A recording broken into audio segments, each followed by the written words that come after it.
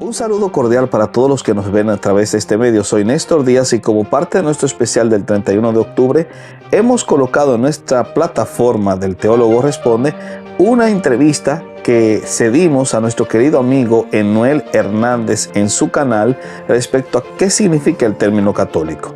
Como adelanto del contenido de nuestro artículo sobre católico, un término secuestrado, que saldrá en la emisión número 1 de nuestra revista de Contracultura en este diciembre 2022, hemos adelantado una serie de informaciones al respecto que ustedes podrán disfrutar en este video. Así que denle play y vamos al mambo.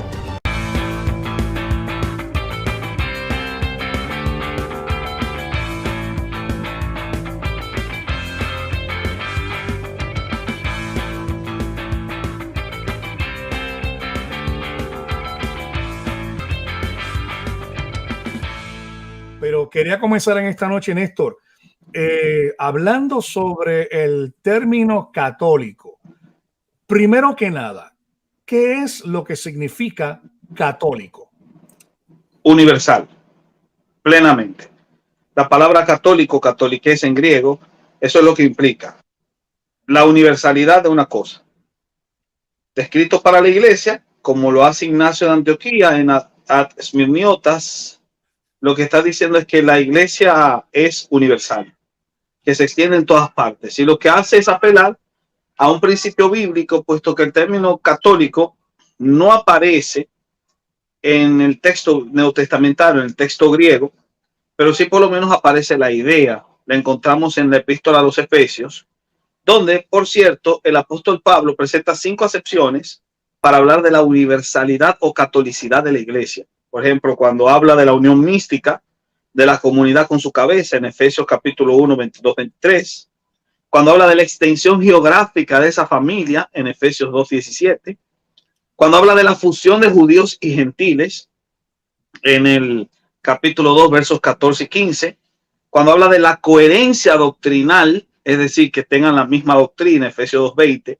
Y por último, la congruencia de la práctica de esa doctrina gracias al vínculo que da el Espíritu Santo en Efesios 2:22. En otras palabras, lo que hace que la iglesia sea católica, pese a que ese vocablo no existía en el texto sagrado, es que se haya vinculada al Señor como cabeza, que se extienda por todos lados, que se componga de judíos y gentiles, que sea coherente doctrinalmente y que dicha coherencia sea congruente con la vida del individuo gracias a la obra del Espíritu Santo. Esa es la acepción original y principal, y así es como la debemos entender. Y entonces me dice que su función como palabra se da ¿desde cuándo? Se da desde el año 110, cuando la utiliza Ignacio de Antioquía en una cita en su epístola a los Esmirniotas. Una cita que más o menos dice así: seguid todos a vuestro obispo. Está hablando del obispo de Esmirna, no del obispo de Roma, para que se tenga claro. Interesante. Seguid todos a vuestro obispo, como Jesucristo siguió al Padre, y al presbiterio como los apóstoles. Le da carga apostólica al presbiterio de esa congregación en particular de Esmirna. Recuérdense que la práctica era que cada congregación tenía su presbiterio, porque lo que predominaba no era una administración episcopal, como sucede en la Iglesia Católica Romana y en otras denominaciones que replican ese modelo, sino que era presbiterial. Entonces, él está hablándole a una iglesia que tiene una administración presbiterial, donde el obispo funge como Jesús y los presbíteros fungen como apóstoles, en un colegio dictaminante que prácticamente tienen esta autoridad para poder regir directamente en las congregaciones. Y luego, después de hablar del respeto que se le debe a los diáconos, entonces dice: allí donde aparezca el obispo, allí debe estar el pueblo, tal como allí donde está Jesús, allí está la iglesia católica. Entonces, en otras palabras, la primera vez que ocurre la mención de la palabra católico es por Ignacio de Antioquía, para referirse a la catolicidad de la iglesia, es decir, a la universalidad de la iglesia, pero de una iglesia en particular que estaba insertada dentro de ese todo que era la iglesia de Esmirna.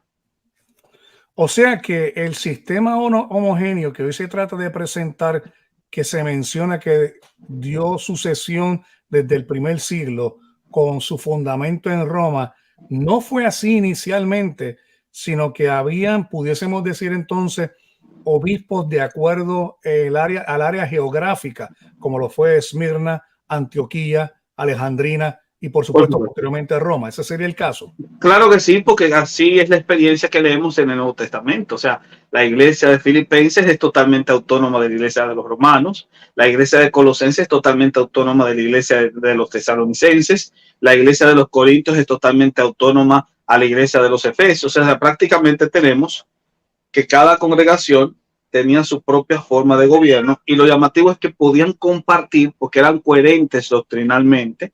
De ahí que cuando Pablo envía una misiva a la iglesia de los colosenses, también envía una a la de los laodicenses, que se supone que es la epístola a los efesios, y dice que ambas cartas se pueden leer en ambos grupos porque son circulares más que misivas personales. Entonces, desde esa perspectiva había una autonomía, pero esa autonomía estaba insertada en la realidad de un cuerpo místico más amplio, puesto que la imagen de Cristo como cabeza de la iglesia apunta hacia la misticidad de esa iglesia y también apunta a la universalidad de esa iglesia por el hecho de que es cuerpo de Cristo, que es la cabeza. Un dato curioso es que el término católico no nació en la comunidad romana. Quien escribe es Ignacio de Antioquía. De modo que nace en la comunidad de Antioquía el término católico para referirse a la experiencia de toda la iglesia y refiriéndose directamente a unos hermanos que se encontraban congregados en Esmirna, que es una ciudad prácticamente oriental, porque se encuentra en la zona de lo que era la provincia de Asia Menor, hoy la parte oriental, no, la parte occidental de Turquía, en la costa del Egeo. Interesante eso, porque generalmente lo que escuchamos, discúlpenme, a través de las redes sociales es que automáticamente la primera iglesia que se fundó fue en Roma con su obispo exclusivo como Pedro, como cabeza de la iglesia, aunque queremos entender y dar claro de que sí existe un magisterio conferido a la persona de Pedro, más sin embargo vemos que, como bien nos explica Néstor, entonces no era un sistema homogéneo brindado exclusivamente a una zona geográfica como lo fue Roma, sino que era más bien verdaderamente universal. O sea que el término católico definimos como universal y tiene que reunir unos requisitos. Nuevamente, nos mencionaste, creo que fueron 5 o 6. ¿Nos Sí, puedes repetir nuevamente?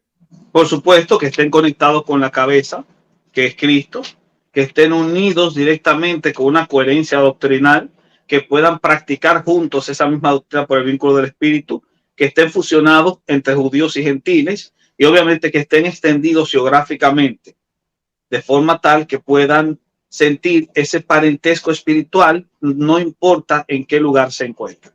O sea, De hecho, sabes que nosotros podemos experimentar la catolicidad cuando conoces a un hermano que nunca has visto en tu vida de otro país y te sientes que es parte de tu familia.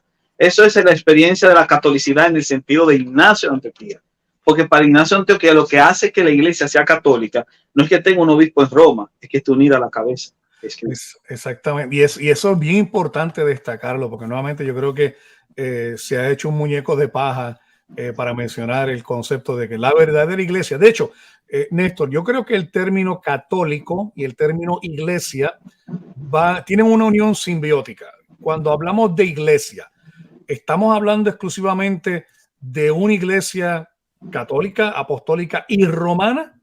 ¿A qué nos referimos con iglesia y el concepto de catolicidad? A la iglesia universal, al cuerpo invisible de Cristo, que justamente es esa idea, cuestionada desde el otro ámbito, porque justamente tiene connotaciones que no convienen. Si yo asumo que la iglesia es invisible, entonces yo no puedo identificarla en un lugar geográfico específico. Y debo asumir que todo aquel, sin importar el espacio geográfico donde se encuentre, crea lo mismo, es parte de ese cuerpo místico. Entonces, lo que se hace al reducir el término católico a una iglesia determinada es desnaturalizar el concepto, porque en ese momento deja de ser universal. ¿Qué es lo que implica la palabra católico? Entonces, cuando pudiésemos decir entonces que el catolicismo ¿es un adjetivo o es un nombre? Es un adjetivo. Es un adjetivo. Comenzó como adjetivo. Un adjetivo de la iglesia. Lo que pasa es que después mutó. Por ejemplo, para el siglo II, el término católico no solamente implicaba la idea de la universalidad, tal y como lo dice Ignacio Antioquía, puesto que es en el siglo II que el concepto se acuña. Pero sí también podría implicar el que yo asumiera la doctrina correcta, como ya hemos indicado en la acepción que Pablo menciona, que tenga coherencia doctrinal. De modo tal que todo aquel grupo que no posea la doctrina que los apóstoles nos han legado, que es la que encontramos en el Nuevo Testamento, entonces obviamente no pertenece a esta iglesia mística, es otra cosa. Y ahí se puede insertar una serie de grupos heréticos que surgieron en esos primeros siglos, como los ebionitas, los marcionitas, los novacianos, etcétera, que eran grupos directamente que negaban las doctrinas esenciales de la fe, especialmente en el ámbito cristológico, y por eso no se pueden insertar como tal. Luego vino el Concilio de Nicea, y en el siglo IV, con Nicea I, el término adquiere otro matiz.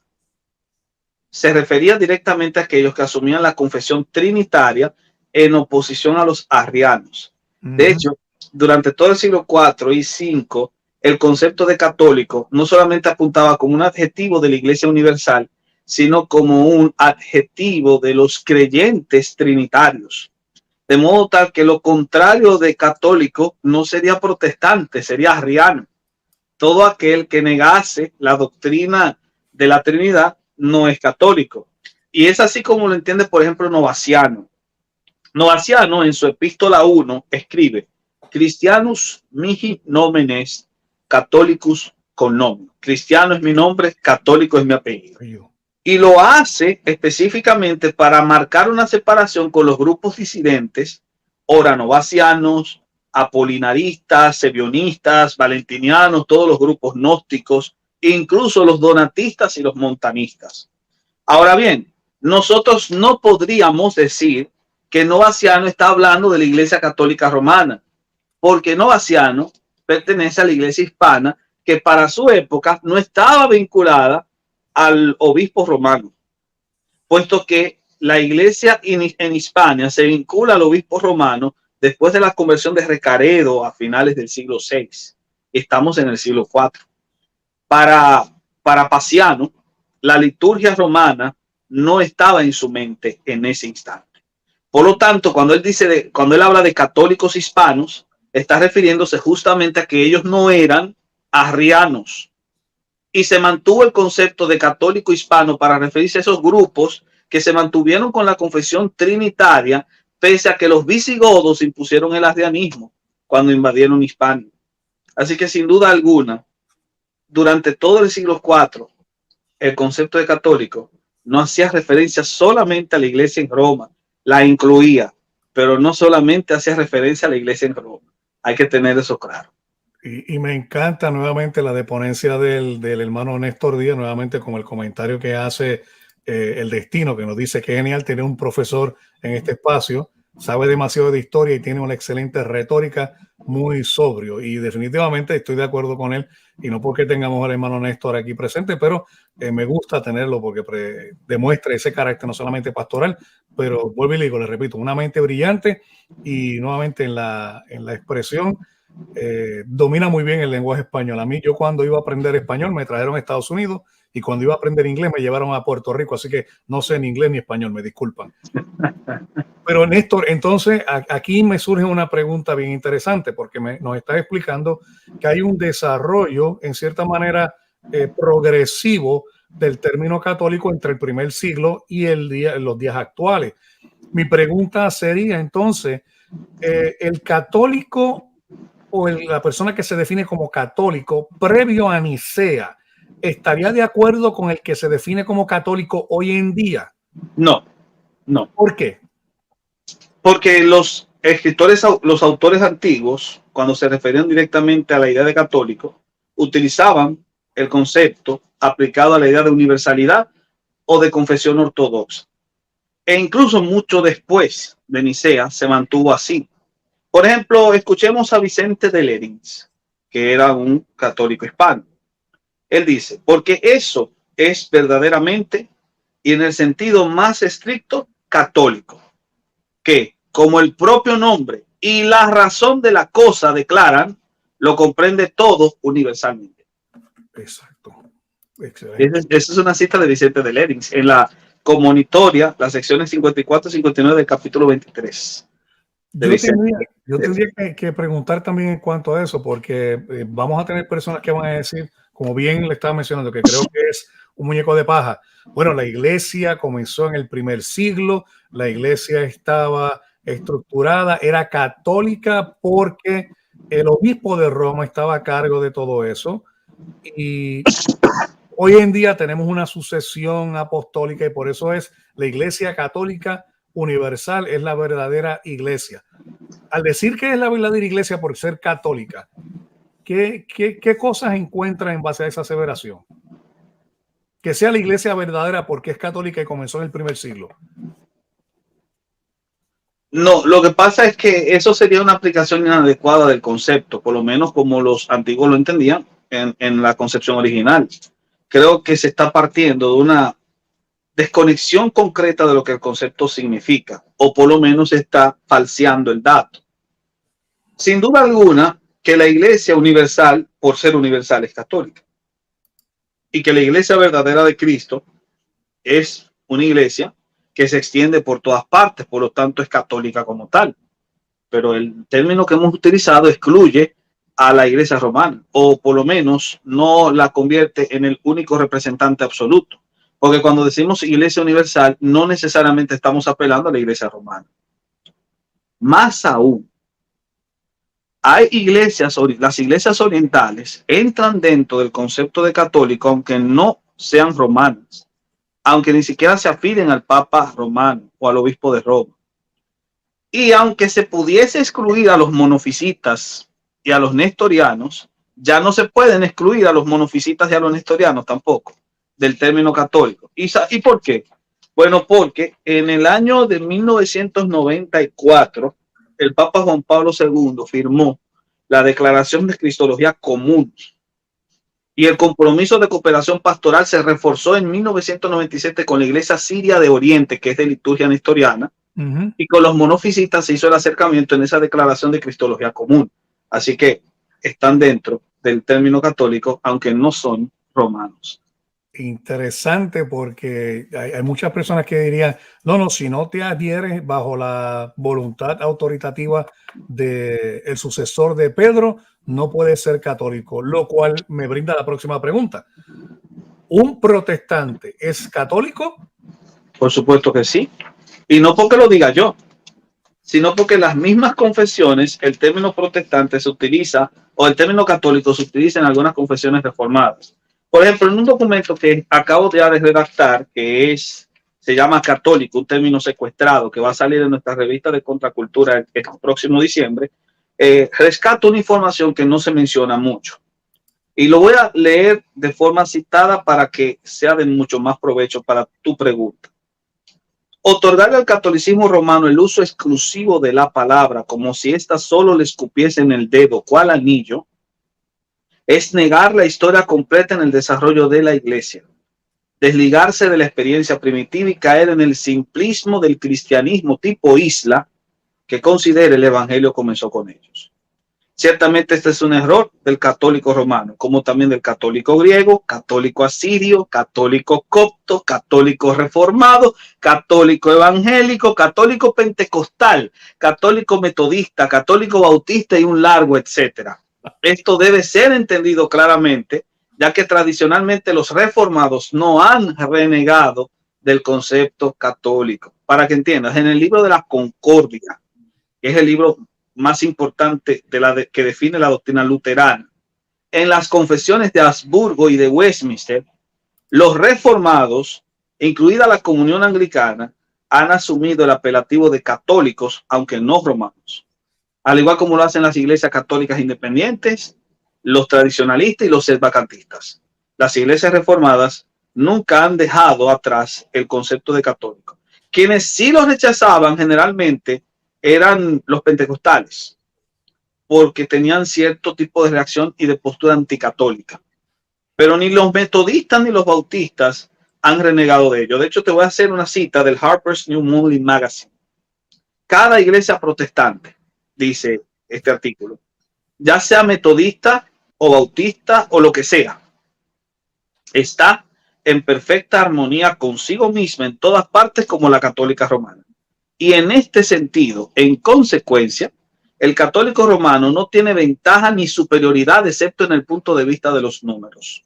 Como consecuencia adicional necesaria, está claro que la iglesia romana no es más católica en ningún sentido que la metodista o la bautista. Interesante aseveración. Nunca me había imaginado que iba a haber una aseveración de esa manera y expresada de esa manera también. A mí, vuelvo y digo, el tema me apasiona mucho y es por el tipo de conversaciones que llevamos a cabo a través de las redes sociales. Y precisamente, Néstor, por eso era que te quería mostrar para que nos brindes luz en cuanto a este tema. Pero también te escuché hablar sobre el concepto, porque yo creo que la pregunta viene más por dónde verdaderamente surge no solamente el término católico, que bien lo explicaste en esos 5 fundamentos que mencionaste con Ignacio de Antioquía, pero también de dónde viene la Iglesia Católica Apostólica y Romana, dónde verdaderamente surge el génesis de la Iglesia Católica Apostólica y Romana. ¿Verdaderamente surge en el primer siglo en Roma o vemos una evolución a través de, como habíamos mencionado, obispos segregados por diferentes áreas donde no había un obispado totalitario, sino lo vemos un obispado común? ¿Cómo surge eso y hasta qué siglo más o menos vemos ese movimiento? Yo creo que para responder esa pregunta hay que hacer 2 aclarados, o por lo menos hacer una separación de 2 elementos. No es lo mismo hablar de la actual Iglesia Católica Apostólica Romana, hablar de la comunidad primitiva cristiana en Roma. Ciertamente, la iglesia en Roma nació en el primer siglo. De hecho, Pablo le dirigió una epístola a los romanos. Así que sin duda alguna, sí hubo una comunidad cristiana primitiva en Roma. Ahora, tú quieres saber qué creía esa comunidad y qué lees el libro de Romanos. Porque en el libro de Romanos se nos expresa directamente el credo que estos grupos mantenían. Claro que la iglesia de Roma en el siglo I es una iglesia cuya información, la información que ha llegado hasta nosotros es fragmentaria. Y tiene que ser fragmentaria, puesto que fue una iglesia perseguida en 2 ocasiones en el siglo I. Por lo tanto, toda información que haya existido sobre ella o desapareció o forma parte del corpus legendario que tiene que ser visto siempre con ojos suspicaces, con ojos de sospecha. ¿Por qué? Porque no hay base escritural para poder determinar directamente que las cosas que la leyenda señala sucedieron así, porque tienden a ser muy exageradas, lo que demuestra directamente que parten de un relato fantasioso y no de la verdad objetiva histórica, y porque no hay forma de demostrarlo con documentación externa. Así que sin duda alguna hay que verla con ojos sospechosos. Un ejemplo de ello sería la crucifixión de Pedro en Roma. Es posible que haya sido asesinado en Roma, como es posible que no. Hay más peso para la muerte de Pablo que para la de Pedro, porque todo lo que sabemos de la posible muerte de Pedro y Pablo, que es un testimonio confiable de primera mano, no existe, salvo la cita dada por Clemente de Roma, que sí podría ser considerado una fuente primaria. Y Clemente de Roma habla de que los trofeos de Pedro y Pablo se encuentran en Roma, pero el problema con la expresión los trofeos de Pedro y Pablo es que se presta un análisis muy amplio. Podría significar que sus cuerpos están ahí porque murieron ahí, podría significar que los trofeos de su victoria en el martirio están ahí, o podría significar simplemente que las personas a las cuales ellos evangelizaron se encontraban ahí. O sea, prácticamente es muy abierta la concepción y esa es la única cita que tenemos de una fuente primaria. Todo lo demás es corpus legendario. Y es interesante porque yo creo, y de hecho tenemos un buen amigo en común, el licenciado Guido Rojas, que escribió un libro precisamente sobre este concepto, dando datos de la muerte de Pedro específicamente en Roma. Y él trae unos datos interesantes en su libro que ya en algún momento estaremos compartiendo con el licenciado Guido Rojas en cuanto a esto. Y vuelvo y digo, es una persona que admiro nuevamente porque aunque diferimos de posiciones soteriológicas y algunas otras más, siempre lo he hecho de una manera muy respetuosa. Yo creo que ese es el tipo de persona que siempre vamos a tener con los brazos abiertos en nuestro canal. Y ya pronto estén pendientes que vamos a tener una conversación con el licenciado Guido Rojas. Pero hablando de todo esto, yo me convertiría, ¿verdad?, en abogado de nuestro enemigo en un momento y diría, pero Néstor, no tenemos testimonio de los padres de la iglesia afirmando todo lo contrario que nos acabas de mencionar. La pregunta sería si son testimonios de los padres de la iglesia o son testimonios de los padres apostólicos. Bueno, corrección, padres apostólicos, sí. Ok, ¿no? Pues entonces, si son testimonios de los padres apostólicos, por supuesto que nosotros podemos encontrar referencias veladas, pero simplemente son referencias veladas que partirían más de la asunción directa que el lector ya prejuiciado tenga de ese documento. Sin embargo, si nos vamos al hecho histórico, vamos a descubrir que el foco del imperio ya no se encontraba el epicentro en Roma, sino en Constantinopla. De hecho, la gran mayoría de los concilios ecuménicos no se celebraron en Roma, se celebraron en Turquía.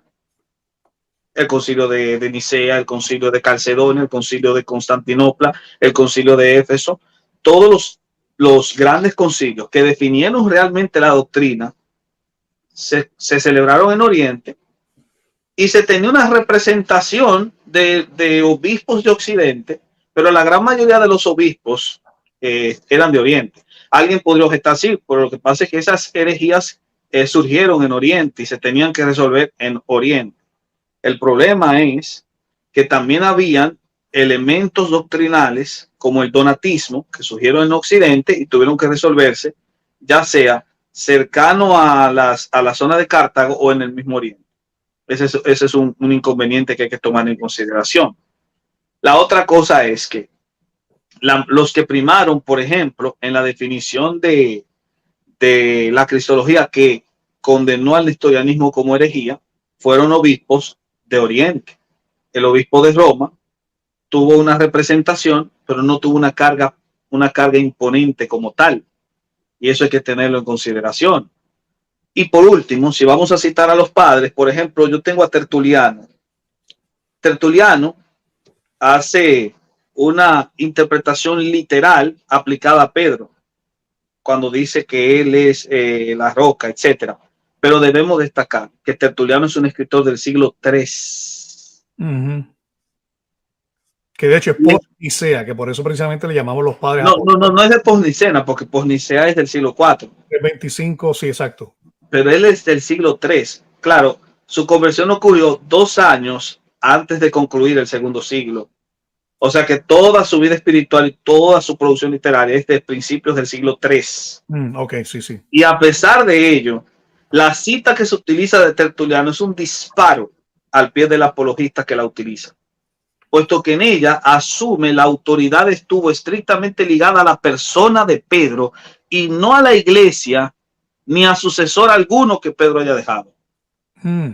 A los que pretenden ser sus continuadores, ser continuadores de Pedro, Tertuliano les reclama diciendo: ¿qué clase de hombre eres? Esto supone que había varias formas de aplicar las palabras de Cristo a Pedro, siendo una de esas, solo una, la que suponía que el primado descansaba en la persona de Pedro y no en sucesor alguno. O sea, entre los siglos 2 al 4, no hubo unanimidad en la forma como se interpretaban las palabras de Cristo a Pedro en Mateo 16, 18. Pero hay quienes la suponían de forma literal y hay quienes no la suponían de forma literal. Dentro del primer siglo. Dentro del primer siglo no hay ninguna. De hecho, mucho menos entre los apóstoles, que siguieron discutiendo cuál de ellos era el mayor. Sí, es verdad que el apologista va a decir que Jesús al decirles que el más pequeño es el que debe servir, les estaba dando una lección de humildad, etcétera. Pero esa lección de humildad la está dando abriendo la puerta de que cualquiera podría ser el primero, pese a que ya supuestamente había indicado que Pedro era el primero entre ellos. Si hubiese sido así, como dice muy bien mi amigo Robert Corona, que hizo un análisis muy bueno de ese tema que pronto compartiré en mi canal, bueno, directamente él estaba diciendo lo siguiente: o sea, si hubiese sido que la posibilidad estaba abierta directamente para que todos nosotros pudiésemos asumir que Pedro era el principal entre ellos, número uno, ¿por qué siguieron discutiendo quién era el mayor? ¿Y por qué cuando Jesús habló dijo: el que de ustedes quiera ser el primero, que se haga servidor de todos? Si hubiese sido Pedro el primero, hubiese dicho, el que de ustedes es el primero. Y ahí sería la lección de humildad. El que de ustedes es el primero. Asimismo, también descubrimos que cuando notamos la historia veterotestamentaria, sabemos que cuando el Señor sabía que había una discusión que cuestionaba el liderazgo de alguien, inmediatamente el Señor intervenía para confirmar ese liderazgo, como pasó en el caso de Moisés cuando fue murmurado por Miriam y Aarón. Inmediatamente intervino el Señor sin que Moisés lo pidiese para reforzar su autoridad. Si Pedro hubiese sido el primero y posteriormente hay discusión de quién era el primero, porque Jesús, como Dios, el Dios del Antiguo Testamento, nos reforzó lo que ya había indicado. Entonces la solución a ese problema textual es que la interpretación del primado de Pedro es posterior, y tiene que ser posterior porque surge a partir de finales del siglo II, y sin embargo, de acuerdo a Tertuliano, no era la única posición que existía, habían varias líneas de interpretación respecto a eso. Una de ellas, la de Tertuliano, es que solamente estuvo centrado en Pedro y no en sus sucesores esta autoridad o este primado. Y vemos también en la historia que se presentan los datos también de que no hay una sucesión apostólica sin interrupciones. Vemos también algunas listas de supuestos sucesores que no aparecen en la historia. No, tampoco. Y eso no se pueden confirmar. Son parte de la leyenda. Hay que tenerlo claro. Cuando tú analizas mucha de la información de esos autores o de esas hagiografías, muchas de esas hagiografías no se sostienen o son muy posteriores. Ese es el problema. Especialmente tomamos a Eusebio de Cesarea, pero es que Eusebio de Cesarea ya es un autor posterior, hay que tenerlo claro como tal, y no se presupone de sus palabras una noción como esa. Además, si fuese así, ¿por qué Orígenes en su comentario de Mateo 10 dice, pues es una roca cada discípulo de Cristo? O en su comentario a Mateo 12:11 dice, la promesa dada a Pedro no es restringida a él, sino aplicable a todos los discípulos como él. Es un autor apostólico. Interesante porque yo entiendo claramente cuando se analice ese texto, de hecho lo vamos a estar discutiendo con el licenciado Guido y es precisamente uno de los puntos, yo diría que fuertes, que primero no vemos una sucesión apostólica que no sea interrumpida. Hay muchas leyendas que yo le voy a preguntar eso y él quizá me lo pueda explicar un poco mejor, pero también vemos este concepto también de que llegó un momento de que hubo una ruptura dentro del Imperio Romano en la cual en un momento tuvimos 3 papas, una en Antioquía, una en Aviñón y una en Roma, precisamente por el conflicto. Y ¿nos podrías hablar un poquito más de eso? Y sé que me estoy saliendo un poco, pero me interesaría saber tu opinión en cuanto a eso. Este es el gran cisma de Occidente. Exacto. Lo que pasa es que el gran cisma de Occidente surgió por un conflicto de intereses políticos, especialmente con Francia. Recordemos que el Papa había establecido su corte en Aviñón durante 70 años, durante 7 décadas, un poco más, un año más, año menos. Y después de que se terminase ese periodo que se conoce como la cautividad babilónica de la iglesia por la cantidad de tiempo que duró, entonces los franceses, al ver que la corte papal regresaba a Roma, no querían aceptar a un papa romano, querían un papa francés, así que nombraron su propio papa en Aviñón y así se divide el papado, el gran cisma, un problema. Obviamente el papa en Roma es el legítimo sucesor. ¿Por qué? Porque este papa es el que ha heredado legítimamente al último papa en Aviñón. Justamente eran papas que están considerados en la lista oficial. El problema es que este papa condena al otro como anticristo y el otro también a este.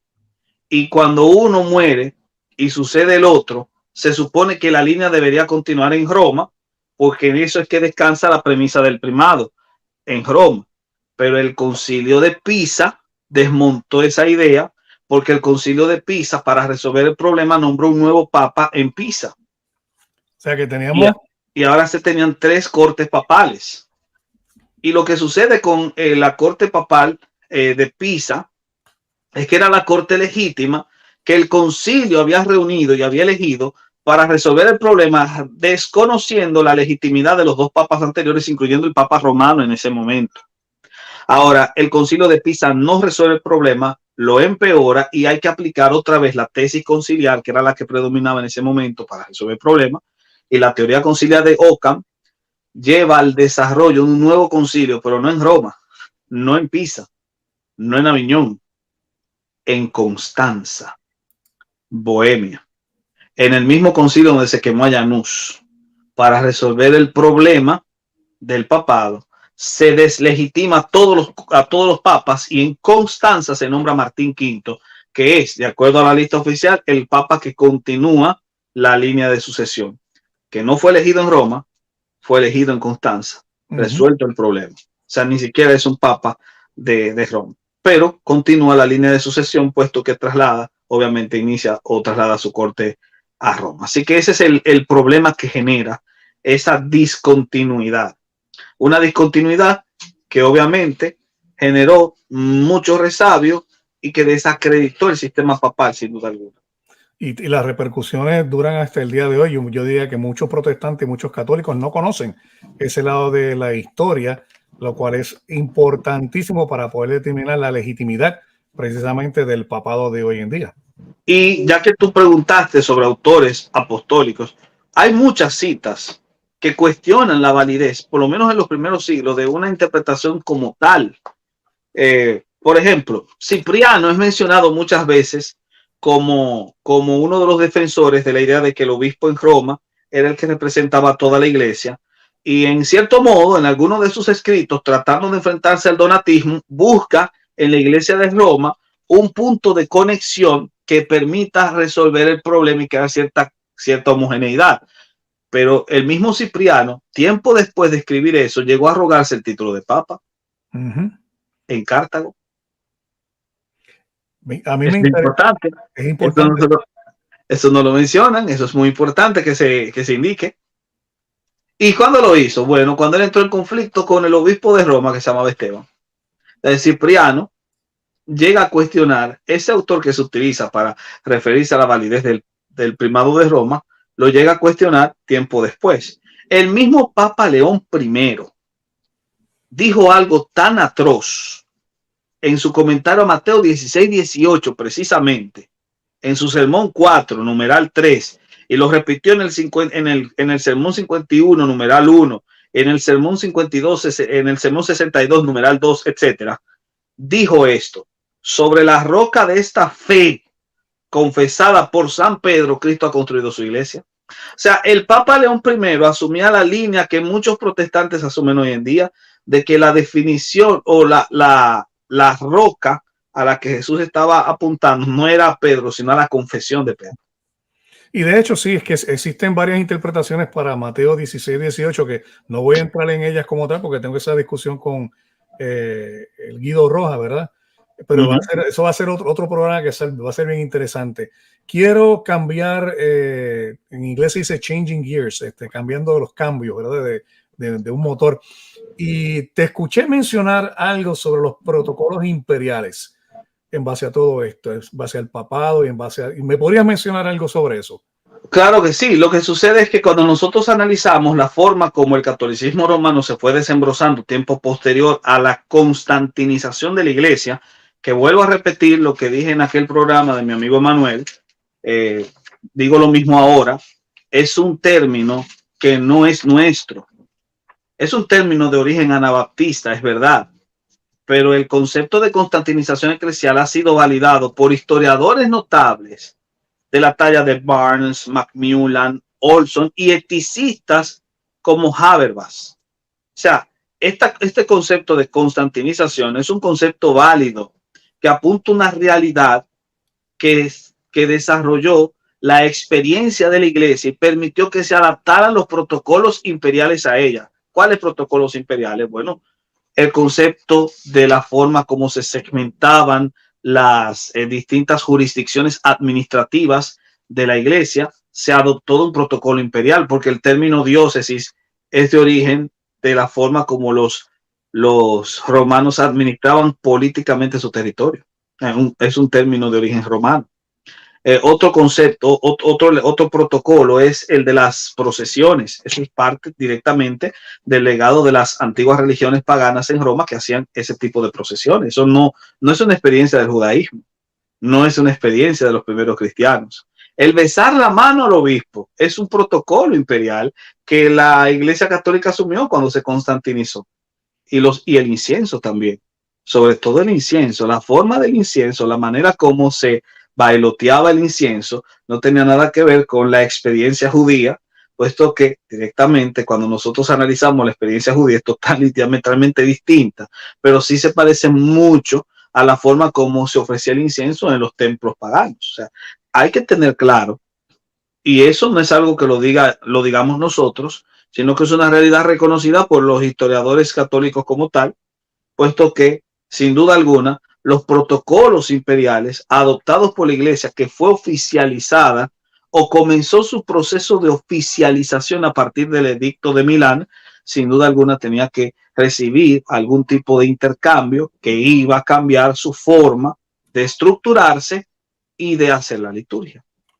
Me hacen una pregunta, yo creo que es muy pertinente lo que estamos mencionando ahora, y ese concepto, si verdaderamente el sistema congregacional de la Iglesia Católica Apostólica Romana, en esa catolicidad, surge a partir entonces de Constantino, dándole entonces, yo no diría su nacimiento, pero el génesis a lo que viene siendo el sistema católico romano, apostólico romano de hoy en día. ¿A qué me refiero? No lo vería así. Más bien lo que digo, y otra vez volviendo al origen, la Iglesia de Roma nació en el siglo I, pero obviamente esa Iglesia de Roma, ese conjunto, no tenemos mucha información, salvo lo que sabemos de Romanos y la información que vemos quizás en Primera Clemente se nos da algunos datos, pero no muchos, porque Primera Clemente no está dirigida a la Iglesia en Roma. Entonces, esos datos nos permiten tener más o menos una noción de cómo era ese grupo. Pero luego, la Iglesia en Roma va enriqueciéndose con muchos conceptos durante los siglos II, III y IV. Pero a partir del proceso de constantinización es cuando nosotros podemos hablar de la gestación, del desarrollo, de un cambio con la adopción de los protocolos imperiales para algo que se parezca más al catolicismo romano tal y como lo vemos hoy en día. Y sin embargo, el proceso de constantinización no produjo el catolicismo romano, sino que más bien lo enriqueció y lo encaminó hacia un nuevo estadio de desarrollo, que es el estadio teodosiano, con Teodosio. Y por edicto imperial es que el término católico queda estrictamente reducido a la Iglesia Católica Romana. Y por edicto imperial, y te lo puedo confirmar directamente porque lo tengo aquí. Es el edicto o el decreto de Tesalónica de 389, en el cual impuso todas las diversas naciones que están sujetas a nuestra clemencia y moderación, profesen la religión que el divino apóstol Pedro dio a los romanos.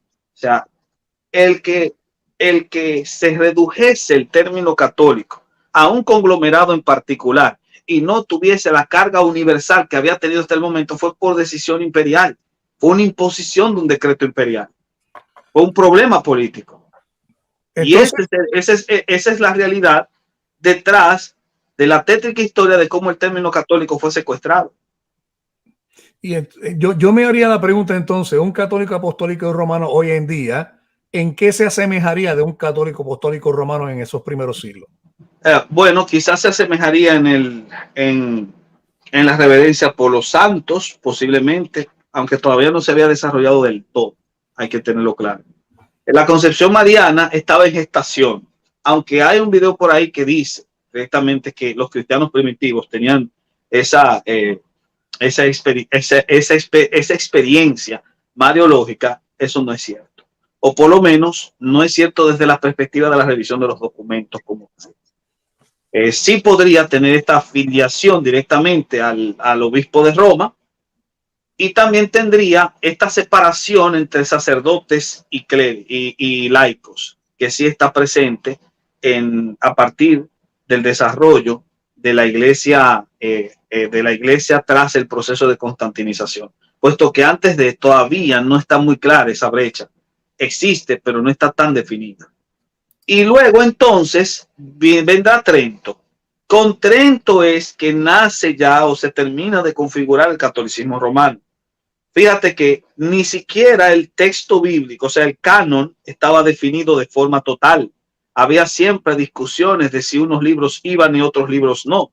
La configuración total del canon se determina en Trento, y en Trento se fijan las líneas que van a definir directamente al catolicismo tal y como lo entendemos, y que lo van a separar de la experiencia medieval y del catolicismo medieval, hasta el punto tal que un católico romano de hoy en día se topa con un católico romano de aquel entonces y, como dije en aquel video, fácilmente renuncia al catolicismo. Bueno, y como como está muy de acuerdo con muchas de las cosas que sostenía. Exacto. No, y como nota aclaratoria, quería mencionar sí, el establecimiento del canon del Nuevo Testamento. Del Nuevo Testamento, por supuesto, claro está. Pero también del Antiguo, porque recuérdate que estaba en discusión los deuterocanónicos. Sí. Así que también está el Antiguo. Lo que sucede es que el Concilio de Trento apeló a una serie de concilios menores que no eran de carácter vinculante, y esos concilios menores, el de Tesalónica y otro más, pero esos concilios apelaban a un concilio que había ocurrido en Roma, pero ese concilio de Roma del 382, si mal no recuerdo, es un concilio legendario. No hay, por lo menos, una consistencia histórica de que haya ocurrido. Más aún, la Enciclopedia Católica de 1911, si mal no recuerdo, decía que ese concilio no tenía base histórica. El concilio de Roma, que determinó supuestamente el canon neotestamentario. Interesante. Y vuelvo y le digo, mire, los hermanos, ya estamos en los minutos finales. Por favor, vayan preparando sus preguntas para hacérselas al teólogo Néstor Díaz, nuestro buen amigo. Yo tenía otro concepto también que existe nuevamente en este concepto del génesis de la Iglesia Católica Apostólica y Romana. Y tenía unas cositas por aquí para dialogar contigo, Néstor. La Biblia en aquella época era importante, o era la liturgia lo que más estaba importante en aquella época. ¿En cuál época? Hablamos previo a Nicea y post-Nicea, porque es que la realidad del caso es que el Concilio de Nicea define muchas cosas en el catolicismo apostólico y romano. ¿Era más importante la liturgia previo a Nicea o era más importante las escrituras? Porque de aquí, claro, la pregunta la estoy haciendo pero con carga, porque de aquí viene el concepto de la reforma cuando venimos a hablar entonces de la suficiencia de las escrituras. Pero ya previo a Nicea, ¿cuál era la percepción de la Iglesia Católica Apostólica Romana en su desarrollo sobre lo que venía siendo la palabra? ¿Era el magisterio y la liturgia más importante que la palabra, o la palabra definía el magisterio y la liturgia? Bueno, de forma directa, aunque pueda hacer que esto cause mucho ruido, las escrituras. Porque los padres apuntan a las escrituras como textos base para definir todo lo demás. E incluso la utilizan para poder cuestionar elementos litúrgicos. Pareciera de forma indirecta, pareciera que no. Pero sin duda alguna, cuando vamos a la raíz de las cosas, descubrimos que sí, porque ese principio de validar la escritura y de utilizarla para definir la liturgia es muy básico, se encuentra en los padres apostólicos, y de ahí que los padres apostólicos citen tanto las escrituras del Nuevo Testamento, hasta el punto tal que podríamos reconstruir el Nuevo Testamento a partir de la cita de los padres apostólicos. Prima, hasta para dar una reprimenda el texto bíblico. Prima, hasta para dar lecciones morales, y prima para corregir errores litúrgicos. Interesante. Otra pregunta también que no veo que nos están haciendo por aquí, y era para la tenía escrita también, era el concepto de establecer nuevamente la diferencia entre dulia y latria dentro de lo que viene siendo el concepto. Y perdona, Néstor, que te estoy aprovechando porque hay que sacarte todo lo que tengas ahí en esa mente dotada y bendecida que tienes, pero vamos a hablar un poquito sobre eso, dulia y latria. ¿Qué podemos hablar sobre el concepto de veneración y adoración? Mira, yo creo que la división entre dulos y latría es una falsa dicotomía, es una falacia de falsa dicotomía. No creo que haya una separación, por lo menos en la práctica.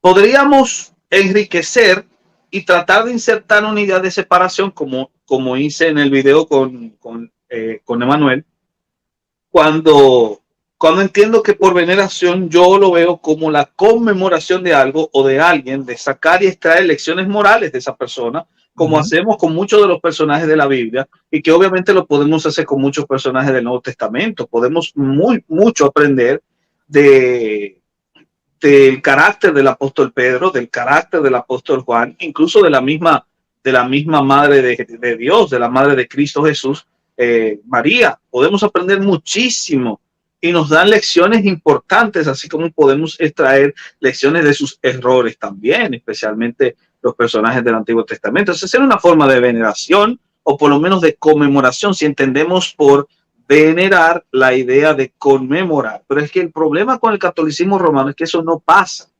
En la práctica no hay diferencia, ¿no? No ocurre eso. Fácilmente te podrían decir, no, yo lo que estoy apelando es a una veneración, pero yo no estoy adorando la imagen, porque yo realmente no me hinco ante la estatua, sino ante lo que la estatua representa como una fotografía. Bueno, aquí hay dos grandes errores. Primero, la fotografía es una mala analogía, es una pésima analogía, porque la fotografía es una fiel reproducción del rostro del personaje, la estatua no. La estatua es una reproducción de la imaginería de un sujeto que no sabe cómo era el rostro de la figura que está representando.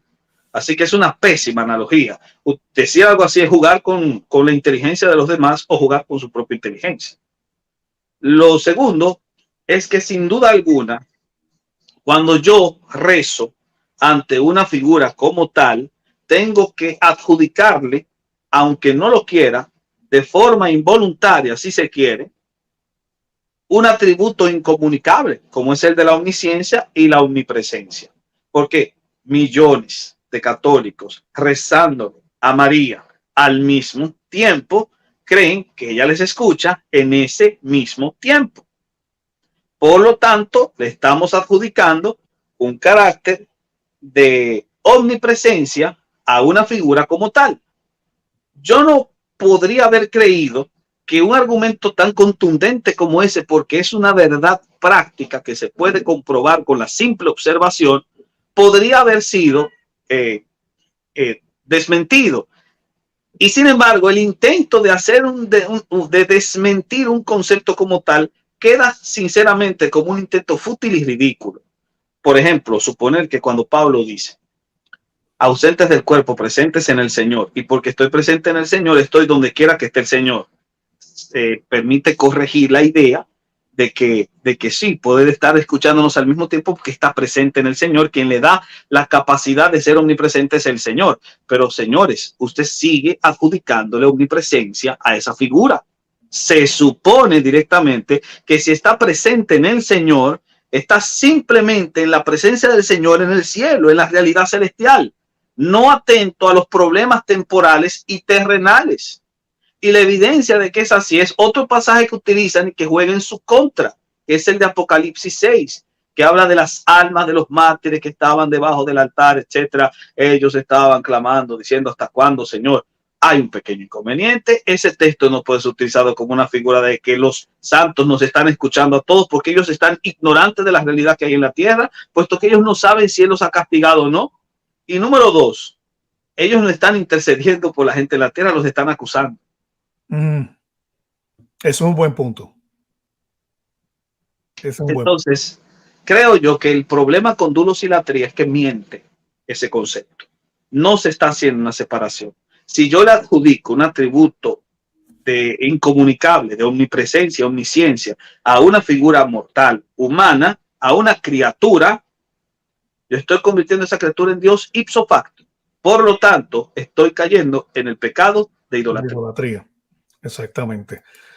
Bueno, yo le quiero nuevamente informar a los hermanos que vayan al canal del Teólogo Responde a través de YouTube vuelvo y digo, la información, ustedes ven una información de calidad excelente. Por ahí nos preguntaron cuántos gigabytes de cerebros tiene el hermano Néstor. Yo creo que tiene por ahí 3 o 4 computadoras de cientos de gigabytes de información, y desde una perspectiva histórica fascinante, da cátedra, y la verdad que da gusto escucharte, mi hermano Néstor, y siempre para mí es el placer de tenerte aquí en el canal. Y nuevamente, no porque no vaya a caer en el pecado de idolatría a una persona, sino es la admiración que tenemos. Dios nos Aprovechando, ¿verdad?, que estás aquí con nosotros. Quiero ir rapidito en estos últimos minutos que nos quedan, a ver si alguna persona tiene alguna pregunta. Y nuevamente, antes de las preguntas, recuerden, El Teólogo Responde a través de YouTube, pero también, mi hermano Néstor, tienes un Instagram y tienes otras redes sociales. ¿Nos las podías informar, por favor? Sí, tengo @Prof. Néstor Díaz en Instagram.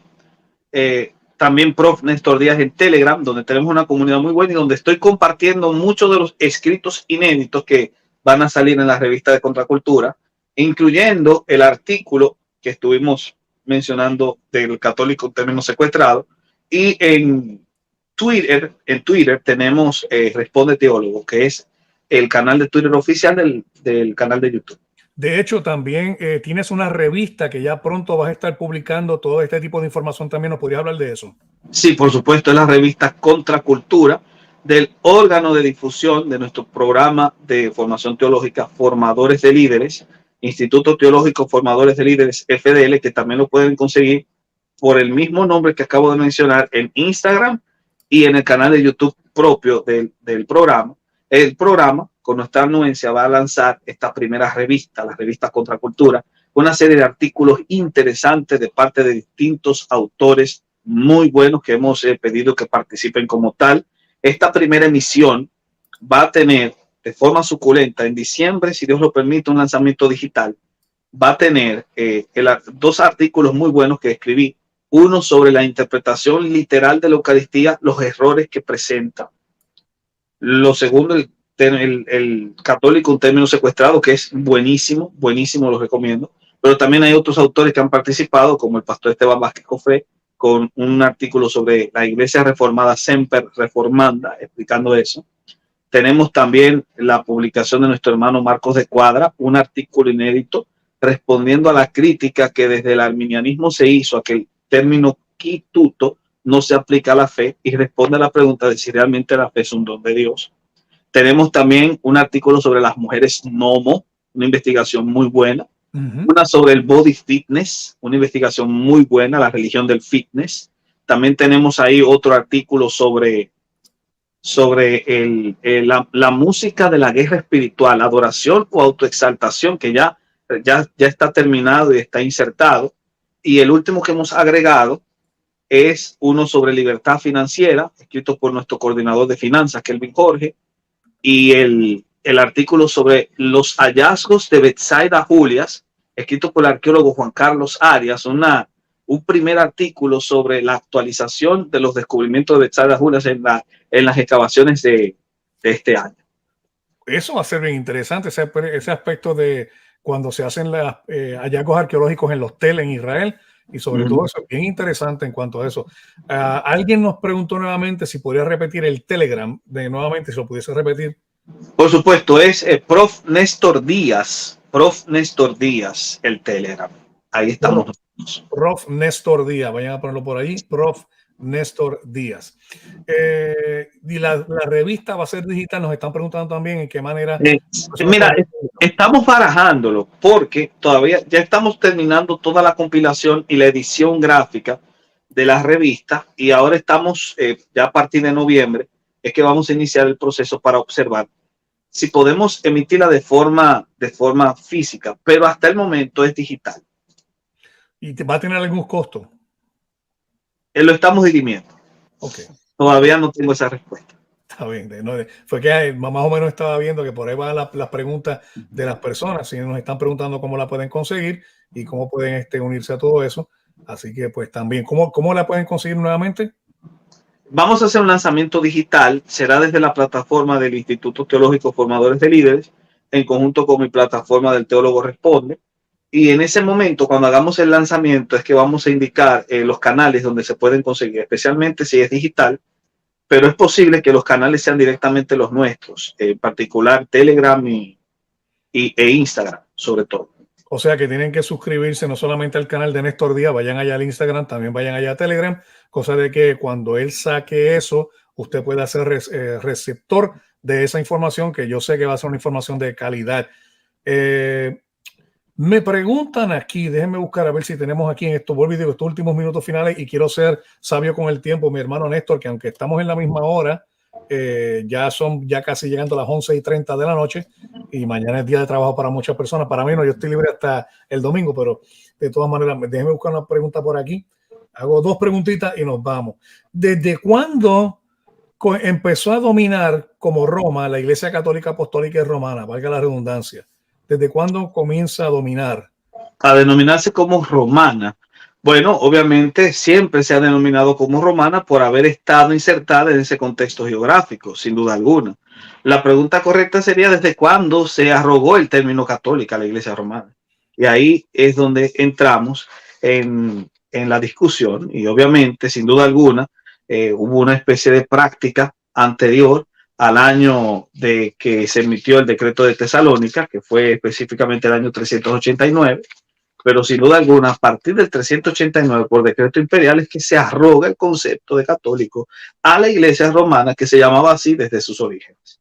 Y entonces otra pregunta que me hacen por aquí, me dicen, profesor Néstor, ¿en qué época considera usted que se comenzó a desviar la idea de la fe como aspecto suficiente para ser justificado? ¿O en qué instante se comenzó a desvalidar la justificación por la fe? La justificación extra nos y la fe como aspecto suficiente para ser justificado. Me parece que desde el inicio, recuérdate los debates que tenía el apóstol Pablo con los judaizantes, sin duda alguna, ese es un punto muy importante que hay que destacar, de que siempre hubo grupos que cuestionaban la eficacia de la salvación y anteponían la necesidad de las obras como tal. Pero sin duda alguna que un hito importante es el conflicto con Pelagio. Con Pelagio es un hito muy importante, porque si ciertamente el pelagianismo fue condenado como herejía, aún a pesar de ello, el obispo Zósimo de Roma comulgaba con algunas ideas pelagianas y permitió que se mantuvieran insertadas en el catolicismo romano. O sea que sin duda alguna, creo que a partir de ahí tenemos esa separación con respecto a la primera cuestionante. Respecto a la segunda, me parece, esto ya es una opinión personal, me parece que ha sido por un desconocimiento de lo que los padres de la iglesia entendían por infusión. Porque ha habido una separación del concepto de infusión e imputación, algo que ya hemos debatido incluso en alguna que otra ocasión con un apologista de nombre Hugo Delgado. Pero sin duda alguna, el concepto de imputación estaba presente en la iglesia primitiva, incluso está presente en la iglesia católica romana, porque la imputación de pecado es la base de la doctrina del pecado original. Obviamente nuestros pecados han sido imputados. Yo no estaba en Edén cuando Adán pecó, pero he sido representado por él porque estaba en sus lomos, de forma tal que Adán es representante seminal del individuo a la hora de transmitir el pecado. Y de ahí la importancia de la doctrina del pecado original. No se tendría coherencia con doctrinas bien católicos romanas como la Inmaculada Concepción si no se apela a la idea de imputación de pecado. De hecho, se necesita que el vientre que produjo a la madre del Señor haya sido librado de contener ese pecado, de contener la realidad de transmisión del pecado al feto que después sería la madre del Señor, porque supuestamente el pecado original es una realidad que se transmite, y se transmite en el caso del católico romano de madre a hijo. Entonces, siendo así, entonces se implica la idea de que la imputación de pecado es una doctrina presente en el catolicismo romano.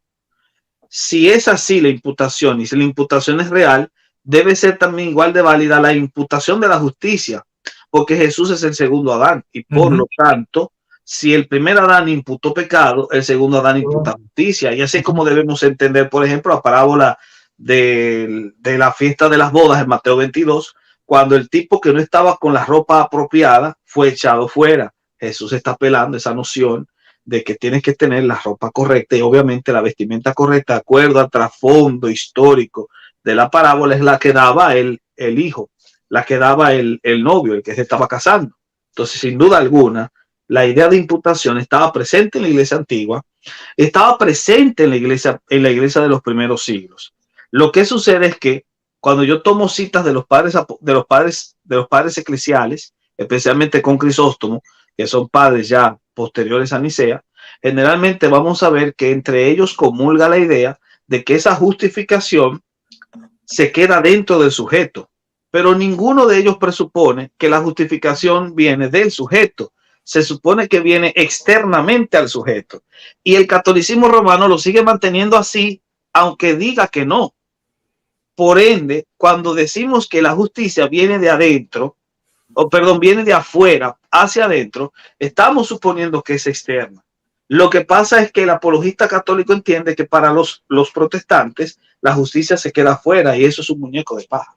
Nosotros nunca hemos creído eso. Nosotros creemos que la justificación tiene un aspecto objetivo y subjetivo. Objetivo porque Dios te declara justo y subjetivo porque Dios te vuelve justo en lo interior. Lo que pasa es que nosotros entendemos que el carácter subjetivo de la justificación tiene el nombre de santificación y eso es lo que pasa con ellos. Exacto. Y es una cuestión de semántica. A última instancia es cuestión de semántica por no saber definir los conceptos. Néstor, la verdad que hemos gozado y ya a esta hora a mí el cerebro no me da mucho. Todavía a ti te quedan neuronas, pero para distribuir aquí a todo tren. Yo le agradezco nuevamente a todos los hermanos que se han conectado. Recuerden, vayan al canal del Teólogo Responde. Por favor, tan pronto termine esta sección, vaya usted al canal del Teólogo Responde, suscríbanse al canal y sobre todo, mire, cuando vean un video del hermano Néstor, denle like y hagan comentarios en la parte de abajo, porque eso ayuda a la plataforma también. Y yo creo que el mensaje del hermano Néstor Díaz es digno de escuchar y necesitamos pues nuevamente cooperar y hacer este tipo de colaboraciones para seguir ayudando y sobre todo para lo que yo siempre menciono, que es evangelismo por saturación. Vamos a saturar las redes sociales con el evangelio de Jesucristo, presentando ese evangelio, entendiendo que el hombre es pecador, que Cristo murió por nuestros pecados, en este concepto que Néstor estaba explicando, un concepto de imputación, y por medio del sacrificio vicario de Cristo, que es el único sacrificio verdadero para el perdón de pecados, nosotros obtenemos salvación y vida eterna. Así que, Néstor, unas palabras finales para nuestra audiencia. Voy a decir dos. Dos, mejor todavía. La primera es que debemos rescatar el vocablo católico. Está secuestrado, como lo está el color verde entre los proabortistas y el arco iris entre los LGBTIQ. Debemos liberarlo. Nos lo pide a gritos el pobre cautivo, sin duda alguna.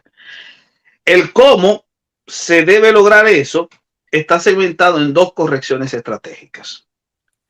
Si corregimos, podemos hallar el camino al cambio. En primera instancia, dejemos atrás ese discurso que aprendimos de los apologistas católicos de que la iglesia no es invisible.